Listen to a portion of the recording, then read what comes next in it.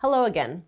We're now going to consider important preparations for managing risk and managing incidents should they occur in the field.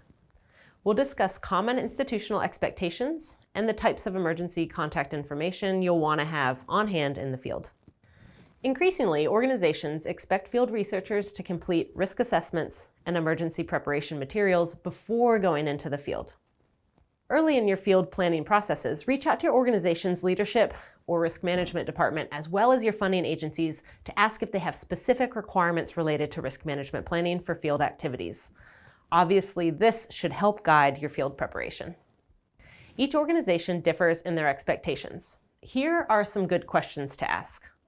First question, does your organization or risk management department require an assessment or an audit of the activities the team will experience during field work? This could include assessments of the hazards you may encounter and risk mitigation strategies. While it might seem like the last thing you want to do while you're getting prepared for the field, it's an ideal time to think about the upcoming work and environment, the team, and how you can manage risks inherent to the work. It's a helpful exercise for 3 reasons. It gets you into the field mindset, you compile important information on the emergency reference sheet, both for team members and for those supporting the team from home, and it helps you feel familiar and on point with risk assessment upon arrival into the field. Okay, the second question you can ask, does your organization or do your funders have expectations in terms of certifications around field safety and first aid? This is a good question for your supervisor or for the leadership within your organization. Think broadly about any specialized skill set relevant to your field. Swiftwater rescue, gun licensure, 4-wheel driving, crevasse rescue. More generally, first aid and wilderness medicine training may be required for remote region work and is always a good idea. Some training may be more important for one or a few select individuals so that the knowledge and skills are within the team, whereas other types of training may be important to have for every group member. The third question you can ask, what are the emergency communication expectations for your organization? Are there specific guidelines and protocols in terms of carrying satellite phones? Oftentimes, a field team will have a single point of contact at their home organization that will work their way through a predetermined chain of communication for different scenarios.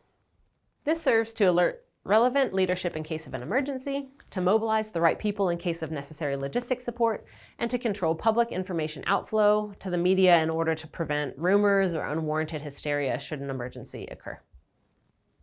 Because you don't know what resources you may need access to in an emergency, we recommend compiling and bringing an emergency reference sheet. This is a key risk management tool for fieldwork. The goal of an emergency reference sheet is to have all of the necessary contact information at your fingertips should you need to seek outside assistance. This resource will include lots of information and contacts, more than we'll review here. In our toolkit, we've provided a template for you to use as a guide to create your emergency reference sheet. Please check out that document for an extended list of suggestions on what to put into this resource. For example, the types of information that you can include are the satellite phone number or inReach number being carried into the field. This is helpful because you may need to give that number to emergency personnel if you call for outside assistance. The point of contact at your home organization who's familiar with where you are and what you're doing. Key contacts. Think generally about your field area, but also adjacent areas that may be used for evacuation routes. So for example, key contacts can include local search and rescue organizations, police departments, the nearest medical facility, nearby residents or landowners with local knowledge. Oh, and a side note here. Often researchers are working in new locations where they may be unfamiliar with hazards specific to that place. So soliciting expert local input is important, and this is a good time to find those experts. Perhaps they are a mountain guide or a local hunter, farmer, a scientist who has worked in the area, or a pilot. There's lots of options. It's also good practice to list in the emergency reference sheet equipment being carried with the team.